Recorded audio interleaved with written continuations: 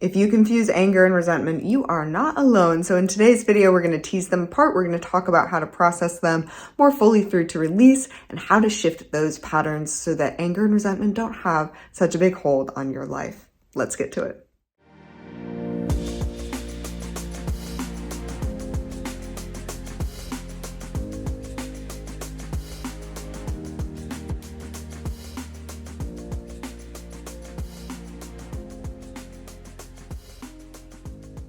What's the difference between anger and resentment, and how can you move those emotions through your body full to release? What are some practices that you can try that will effectively shift your anger and resentment patterns?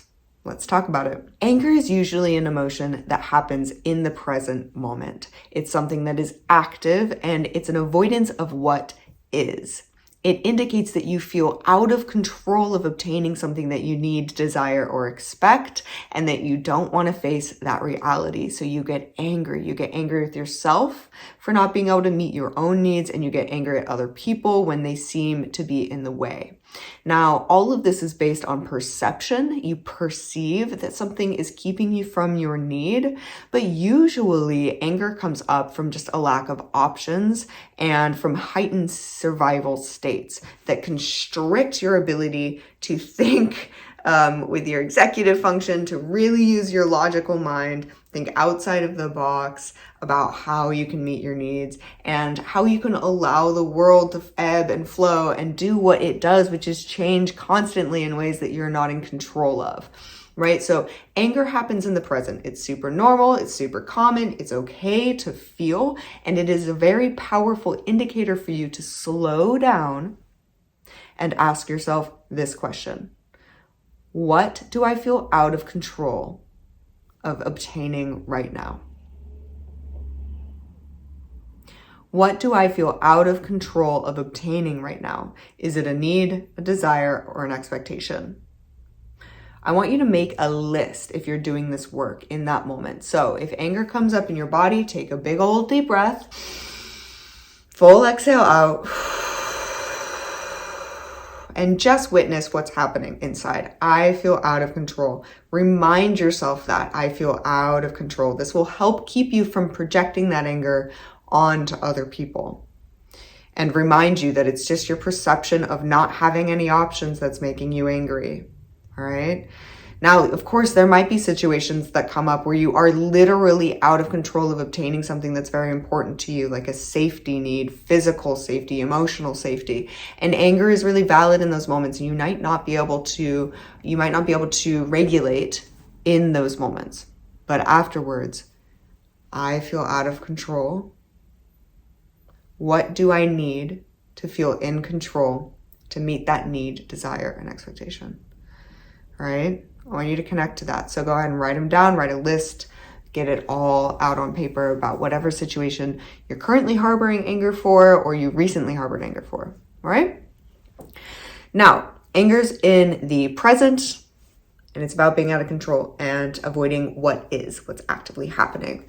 On the other hand, resentment usually refers to past experiences, people, or things, and it's a little bit of a sneakier emotion in that it builds over time. You'll notice you'll start to resent people when your mind goes back to a situation, it's kind of chewing on it and just sort of sending these feelings of bitterness and hatred towards that person. When you're just not able to let it go, that is often the marker of resentment. But here's the incredible thing about resentment is that it's an indicator that you are angry at yourself for not setting boundaries that kept you and your relationships in alignment for you, right? So resentment is the mask that helps you avoid processing the anger towards self. One does often experience resentment when you fail to transparently communicate your needs, desires, and expectations to the people that you're in relationships with. Does that make sense? So if you never tell someone that you have a need of them saying hello and checking in about your day when they get home from work before they go drink a beer and watch TV, right? Say that's your partner and you're like, I just want to be seen. Can't you do this? And they don't do that. And so you resent it and you resent it and you resent it. And then you get bitter and you just like, it builds and it builds. You are just angry that you are waiting around, not getting your needs met, not communicating your needs, not actually being in the kind of relationship that you want to be in. But you maybe haven't given that person an opportunity, so you're also angry at them for not being able to read your mind. No one can read your mind. So my encouragement to you is to take the list of resentments as well, whatever you feel resentment for, whoever you feel it towards, including parts of yourself, because that can come up as well. Sometimes we resent the anxiety or the depression in our bodies. Sometimes we resent the anger. I want you to make a list of the things that you resent. And I want you to write down what need, desire, or expectation you have that is underlying that resentment. I need you to clean up the dishes more. I need to be witnessed and have more challenging projects at work. I need to be communicated with in a respectful way. Whatever the need, desire, or expectation is. I expect you to show up on time when we make plans, right? It could be anything and it's going to be totally unique to you. So make your list, check in with the need. If you haven't communicated it yet, I want you to communicate it as a boundary with open energy, acknowledging that someone may not be able to meet that need, desire, or expectation, and that is okay. The power here is in the transparency. The power here is in knowing and releasing them, allowing them to be the person that they are while you take full ownership over your body. And this is what's going to help release that anger towards yourself that's underlying that resentment. That anger that you're allowing yourself to be treated in ways that don't feel in alignment for you, right? That you need to move yourself out of. So I want you to communicate those as a boundary, which might sound like, honey, when you get home, I really need you to check in with me and spend 5 to 10 minutes talking about our days before you go into your chill space. Is that something that you're available for? If they're not, that's okay. You get to make your decision based on who they actually are rather than your unexpressed expectations of them. Does that make sense? If they are available for it, beautiful. That will start to clear the resentment. And if they say that they are, maybe they do act in that way, they meet that need a couple of times and they go back to their old ways, that likely means that they're not, right? That is your answer. People show up as best as they can pretty much all the time. All you can do is express yourself transparently, give other people the opportunity to meet you there, and then set your limits and your consequences when they're not able to be in alignment with the relationships that you want to have. All right? Now you can do this with yourself as well. What needs do you need met? You might be resenting your father for not interacting with you in a certain way. Now you can be certain that he's not currently available or hasn't been in the past available to interact with you in that way because he hasn't. That's just the reality of things. Maybe you're not ready to communicate transparently to that person. Maybe you actually need to set a boundary with yourself, right? That helps you find better alignment in that relationship. So if the resentment is, man, I'm over at his house trying to visit for like 3 hours and he just ignores me half the time. Or he's talking the entire time, right? Maybe it's the other end of the spectrum and you're like, he never asked me about my life. He's just talking about things all the time. Maybe that's where the resentment is building. So you can either communicate to him, hey, when I am visiting, are you available for this sort of an exchange, this kind of energy, this kind of presence and conversation?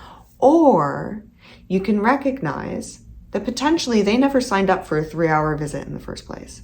Maybe that's something that you desired to spend that much time with them, but maybe they're not available for it, right? So you can check in with your boundaries.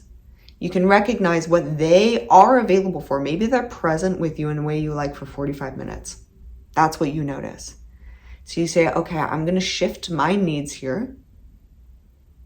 I'm going to recognize that it is more important for me to be met in the juicy, nurturing space in this relationship. I'm going to go over for 45 minutes.